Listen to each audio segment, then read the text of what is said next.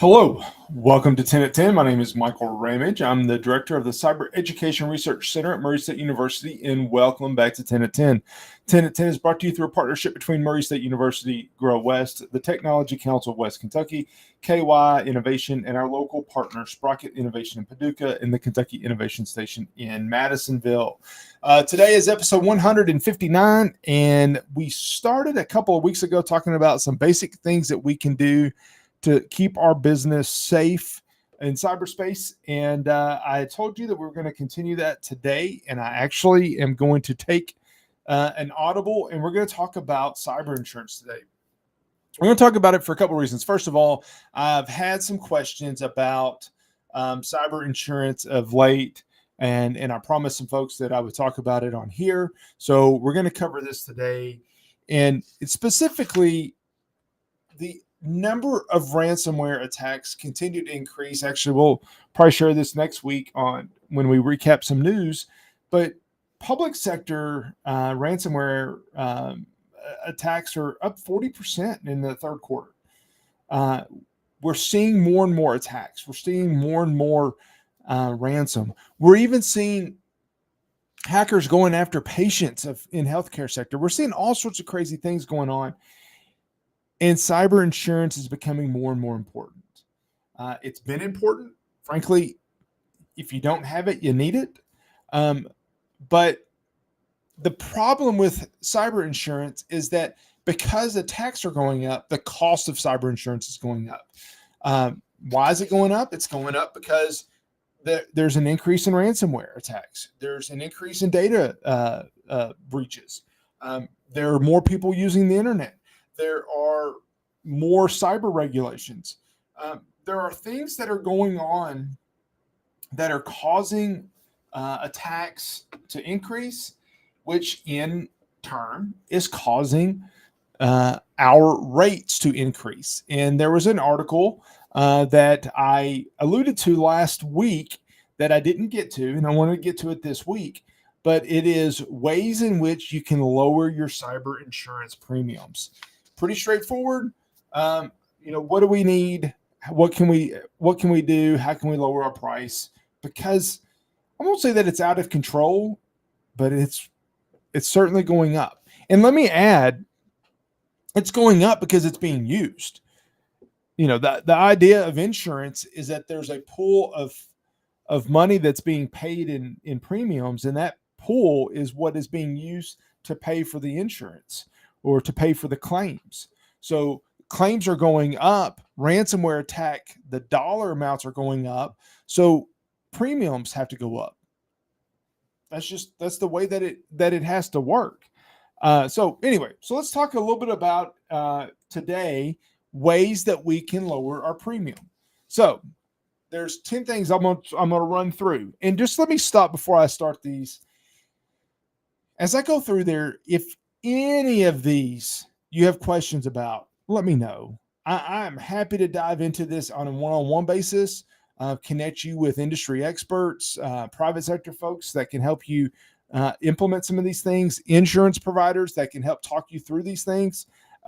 There's a lot of different things that we can talk through, but let me know, and I would be happy to connect you with the right folks or help you myself. Absolutely something that I want to do. So number one is to opt for the right coverage. We may not necessarily understand the type of coverage that we need. So what is it that you need? Identity theft, malware, phishing, IT theft, cyber stalking, data breach, cyber extortion, ransomware. What type of cyber insurance do you need? There's two parts to this. Is make sure you opt for what you need and make sure that you don't opt for too much. So get the minimum that you need, because if you don't get that minimum that you need, then when you actually get to the point of needing it, you're not going to have it. But what often happens is that we lump a bunch of stuff in there together, and you're actually paying for more than what you actually need. So make sure that you're doing that on a regular basis. A lot of these other ones are things that your cyber insurance provider is going to ask you. Do you do regular testing? What does that mean? If you have a cyber incident, do you know what to do? Do you know how to respond? Do you know how to implement the checklist to make sure that you you have your backups in place and that they're working and that you do all of these things well. Have you done those things? Maybe, maybe not. Double check, make sure that you have been testing your systems, and also at the same time, are you doing a security assessment and penetration test? Meaning, are you paying people to portray hackers and try to break into your systems? That's something that showing that can help lower your premiums. Check your website security. Being able to provide proof that you have checked your website security is something that can help you to lower your price or lower your premiums, because a lot of attacks enter your system, exploit vulnerabilities in your website to enter your network, enter your system. So being able to check that and show that you've checked that is another thing that you can do to lower your premiums. Multi-factor authentication. That's really the next piece we're going to talk about in those 5 steps to secure your business is multi-factor authentication. Make sure that not only do you have strong, unique passwords, but you're using a second factor to authenticate. Meaning, if you break into my system, you also have to have my phone or my second factor, or whatever that second factor is. Make sure that you're doing that. And frankly, there's a lot of insurance providers that won't even provide you coverage unless you can prove that you have multi-factor authentication. Create a zero trust architecture. Now, what does that mean?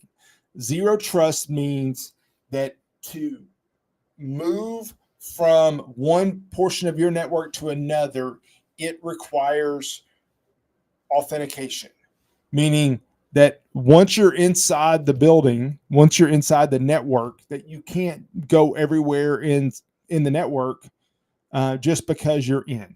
Means you have to, from segment to segment, you have to continue to get permissions. You have to continue to authenticate. You have to continue to request and prove that you have permission to get from one segment to another. For example, if you have a building and you have an exterior door, an office suite door, and then an office door, those are 3 different doors. Zero trust means that you have to unlock each of those doors in order to get into the interior of the building. That's zero trust. And a lot of organizations are implementing that, and a lot of insurance providers want you to implement that. Establish a response plan. An effective response plan will minimize the impact of fraud, of a scam, of a breach. All of those factors will having a strong response plan will help to minimize that. And if you can minimize that, then that's going to help to lower your cyber insurance premiums as well. Invest in good applications. There are so many applications that we can choose from. There are so many ways that we can implement things. And frankly, when an insurance company is looking at your organization and what we think the cost, what they think the cost should be for your organization, they're looking at the holistic organization, the organization from a whole and everything that's inside of it. So having strong or good applications that have robust security features built in is going to help with that. Have a strong password. We'll talk about that more in the next few weeks. Train your team. Still, more than 90% of breaches start with the human element, some form or fashion. Clicked a link, phished, mistake, clicked the wrong thing, it was an accident on purpose, whatever it means, malicious insider. There's a lot of reasons why training your team can help to lower your premiums. And it does. And I've seen that time and time again. And then finally, talk to your provider. Ask them, what can we do to lower our premium? They're going to tell you, because the only reason they would lower your premium is because you have reduced the risk to them. So if you're reducing the risk to them, reducing the risk to yourself, thereby reducing the risk to them, you're less likely to have a cyber incident. a cyber attack or a successful cyber attack, and therefore reducing what the cost would be to the insurance provider. So they want you to reduce the risk, and they want to talk to you about ways to do that. So talk to them. It's really that simple. Just talk to them. So anyway, I went through a lot of things really fast. I hope that was helpful. I hope you found that interesting. There are hundreds of things that you can do to reduce the risk.